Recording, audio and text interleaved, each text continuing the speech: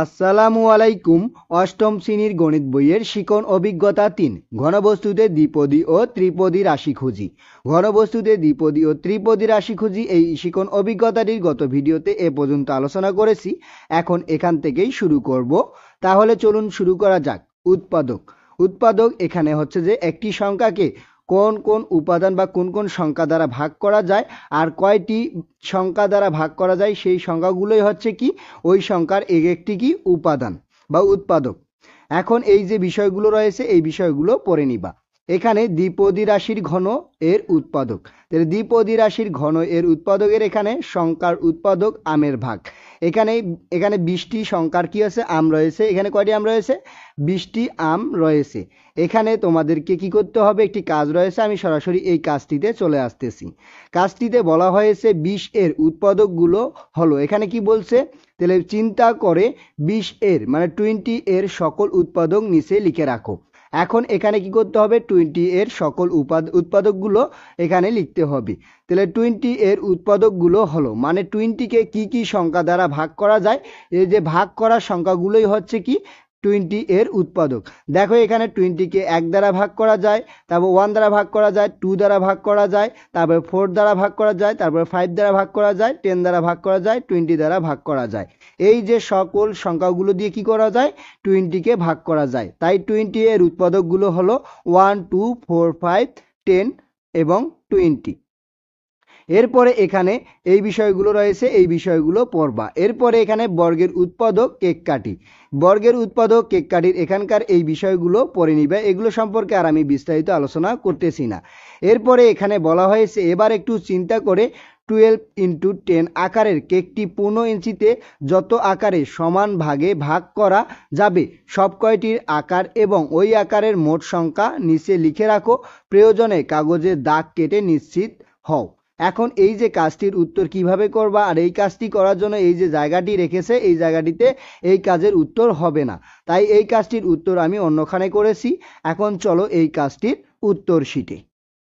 কাজটির উত্তর যেভাবে করবা, উত্তর প্রথমে কি করতে হবে, 12 এর উৎপাদকগুলো বের করে নিতে হবে। তাহলে 12 এর উৎপাদকগুলো হচ্ছে 1 2 3 4 6 12। এরপরে 10 এর উৎপাদকগুলো বের করে নিতে হবে।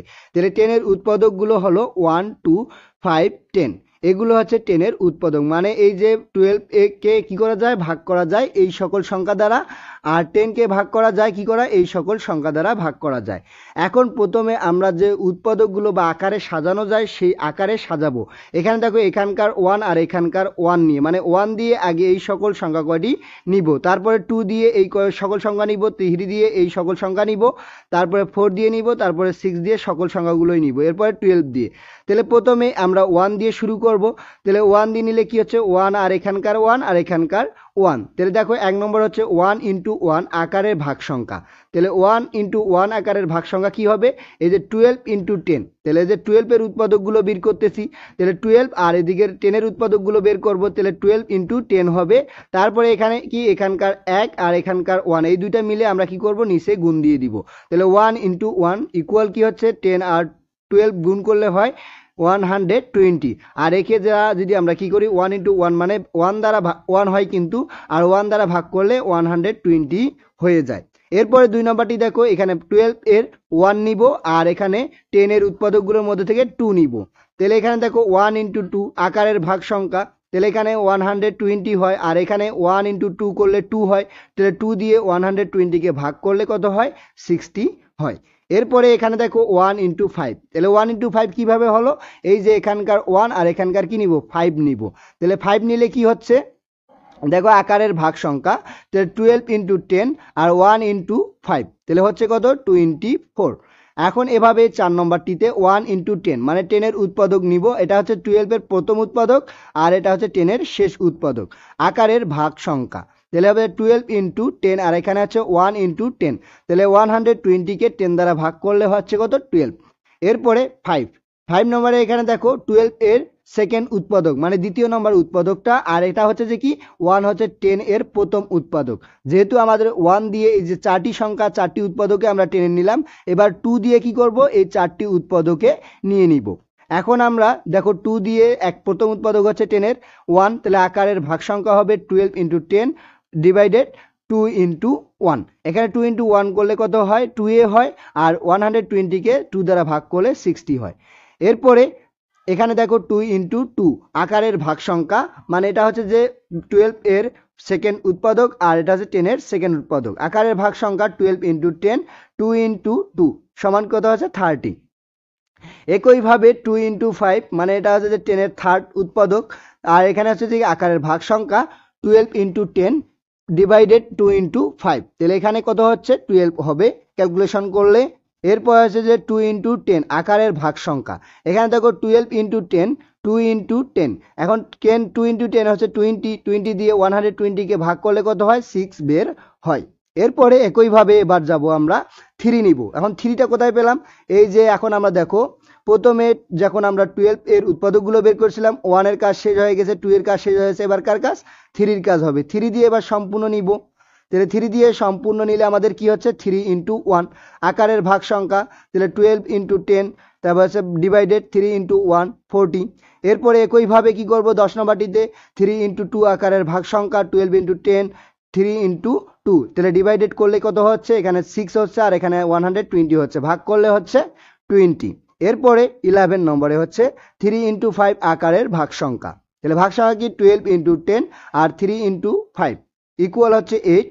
একইভাবে আমরা 3 × 10 আকারের ভাগ সংখ্যা হবে, এখানে দেখো 12 × 10 আর 3 × 4, এটা ক্যালকুলেশন করলে 120-কে এখানে 30 হবে, 30 দ্বারা ভাগ করলে হচ্ছে 4 বাইর হবে। এরপরে 13 নম্বরে এখানে 4 × 1 আকারের ভাগ সংখ্যা, তাহলে এখানে ক্যালকুলেশন করলে 30 হচ্ছে। এরপরে আছে 4 × 2 আকারের ভাগ সংখ্যা 12 × 10, 4 × 2, এখানে ইকুয়াল হচ্ছে যে 15। এরপরে হচ্ছে কি 4 × 5 আকারের ভাগ সংখ্যা 12 × 10 ডিভাইডেড 4 × 5, তাহলে ইকুয়াল হচ্ছে 6।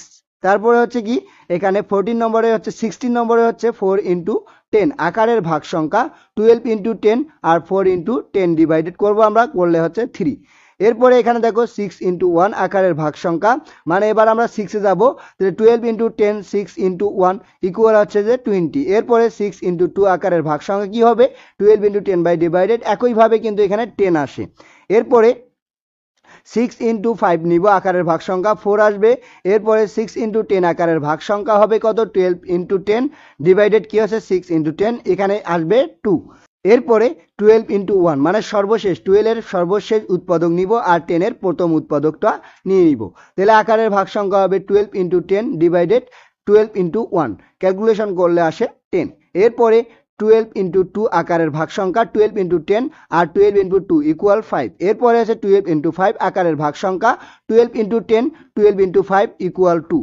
এভাবেই ক্যালকুলেশন করে এখানে দেখো লাস্ট 12 × 10, এটা হচ্ছে সর্বশেষ আকার, তাহলে আকারের ভাগ সংখ্যা হচ্ছে যে 12 × 10, 12 × 10, তাহলে এখানে ক্যালকুলেশন করলে 1 হয়, এখানে 120, এখানেও 120, তাহলে 120-কে 120 দ্বারা ভাগ করলে 1 আসে। এভাবে এই কাজটির উত্তর করবা। এরপরে এখানে দুটি কাজ রয়েছে। প্রথম কাজটি হলো লক্ষ্য করে দেখো যে তোমার লেখা আকারের মধ্যে 3 × 3 আকারের কোনো কেক নাই, সুতরাং 3 × 3 আবার কি হচ্ছে কমা 12 × 10 এর উৎপাদক নয়। আবার বলা হয়েছে যে 12 × 10 এর উৎপাদকের আকারের সঙ্গে 12 × 10 আকারের কোনো সম্পর্ক খুঁজে পাও কি, পেলে এখানে লিখে রাখো। এখন প্রথমে এখানে সমাধান, 3 × 3 আকারটি 10 × 10 এর উৎপাদক নয়, কারণ প্রথম রাশি 3 12 এর উৎপাদক হলেও দ্বিতীয় রাশির 3 10 এর উৎপাদক নয়। দেখো এখানে এই যে 3টা তারা দিয়েছে, এই 3টা কি হচ্ছে 12 এর উৎপাদক কিন্তু 10 এর উৎপাদক নয়, এই জিনিসটাই হচ্ছে এর সমাধান। তারপরে অপর পৃষ্ঠায় আরেকটি বক্স রয়েছে, এই যে পরের কাজটির জন্য 12 × 10 এর উৎপাদকের আকারের সঙ্গে 12 × 10 এর আকারের কোনো সম্পর্ক খুঁজে পাও নাকি। এখন আমরা সম্পর্কটা দেখব। সমাধান, এখানে 12 × 10 এর একটি উৎপাদক 12 × 10 হলেও এটি কেকটির পূর্ণ আকার যা ভাগ সংখ্যা নয়, এটা একটা সম্পর্ক আমরা পাই, কারণ এখানে কোনো ভাগ সংখ্যা নেই, এটা পূর্ণ আকার, একটা কেকটার কি পূর্ণ আকার। এভাবে এখানে এই কাজগুলোর উত্তর করবা। তাহলে আজকে এ পর্যন্তই। এর পরবর্তী ভিডিওতে আমি এখানে ঘন এর উৎপাদক ডিমের খাঁচা সাজিয়ে রাখি, এইখানে ডিমের খাঁচা সাজিয়ে রাখার এখানে একটি কাজ রয়েছে, আমি এই কাজটির উত্তর নিয়ে আলোচনা করব। ধন্যবাদ সবাইকে এতক্ষণ সঙ্গে থাকার জন্য। ভিডিওটি ভালো লাগলে লাইক এবং সাবস্ক্রাইব করবেন।